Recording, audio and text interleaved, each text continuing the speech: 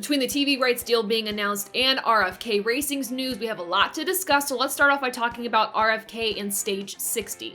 Once RFK revived the Roush 60 team social media pages, they released a video, and on that video it looked like they were announcing a driver to do some sort of thing in one of their programs. There were a lot of guesses as to which driver this could be and what this could mean, whether it was Roush stepping back into Xfinity, maybe it's another Cup Series ride. We didn't know. The guesses for the drivers were as far as Parker Kligerman, Ryan Reed, Frankie Muniz, even Carl Edwards was thrown in the mix. None of those predictions were correct. Regardless though, the actual news is that BuildSubmarines.com is teaming up with RFK Racing to bring a third entry for the 2024 Daytona 500, and their driver is David Ragan. So first off, the Daytona 500 in 2024 is sold out according to the track, so Ragan will make his return to the Cup Series to a sold-out crowd if he is able to qualify his way in through the duels or through qualifying itself. Ragan competed in the Cup Series full-time for 13 seasons from 2007 to 2019. 5 of those seasons were in the number 6 Ford Mustang for Jack Roush, so kind of a homecoming of sorts for David Ragan. As for the number 60 car itself, Ragan is just the beginning of a larger project that RFK has in mind.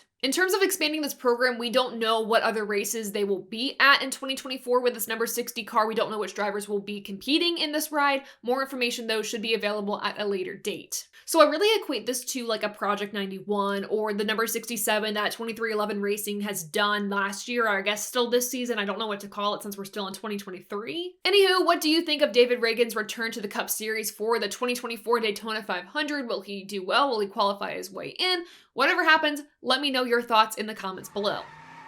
With that said, it's time to move on to some more complicated news, talking about the TV deal. After months of waiting, we finally have our answer as to what's happening with NASCAR in 2025 and beyond. NASCAR announces a 7-year media rights deal with NBC and Fox Sports returning. New to this deal is Amazon and TNT, which is a division of Warner Brothers Discovery. According to the Sports Business Journal, this is a $7.7 billion deal. And with all of NASCAR's new TV rights deals combined, this will equate to a 40% increase in revenue than this current TV deal, so NASCAR is raking in the dough with this new 7-year plan. Of course, this begins in 2025 and it will go through the 2031 season. Now the question is, how does this actually break down? Which channels get what races, etc.? We start off with some familiarity, with Fox getting the first 14 races of the season. To note though, only 12 of those are points paying. After those initial 14 races from Fox, Amazon's Prime Video will step in to stream 5 races. And then Warner Brothers Discovery, or as we're all calling it at this point, TNT Sports, will air the next 5 races.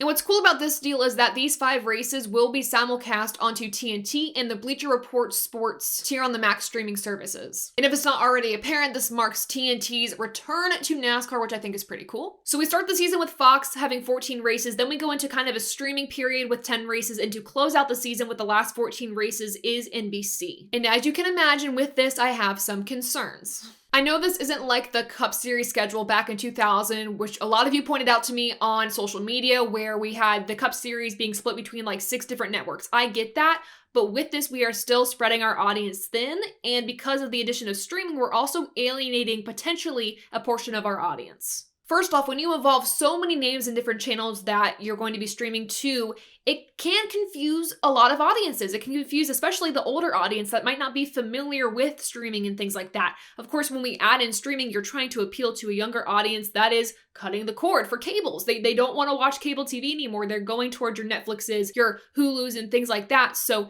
this caters towards a younger audience, but what about that older fan base? With that said, you're asking your fan base to potentially purchase 2 new subscription services with 5 races apiece. So there's the monetary side of things, and I briefly mentioned this too, but the confusion that this might add. Speaking of confusion, you're still having to add on USA and FS1 to the mix. And that brings up another concern of mine. If you look at the first 14 races that Fox has, only 5 of them are going to be aired on the main Fox channel, while 9 will be on FS1. And I think NBC gets the worst part of this deal, because if you look at their 14 races that they get with this new TV deal, Only 4, I repeat, only 4 will be on the NBC main channel, while the remaining 10 will air on USA. So in my opinion, for Fox and NBC, it appears just visually to be a downgrade as opposed to what you're getting with the current TV deal. But again, you have the trade-offs with the additions of your streaming services and the simulcast and everything like that. So it's a trade-off that ultimately balances out, and you can't go wrong with the revenue that you're going to be raking in with the new deal starting in 2025.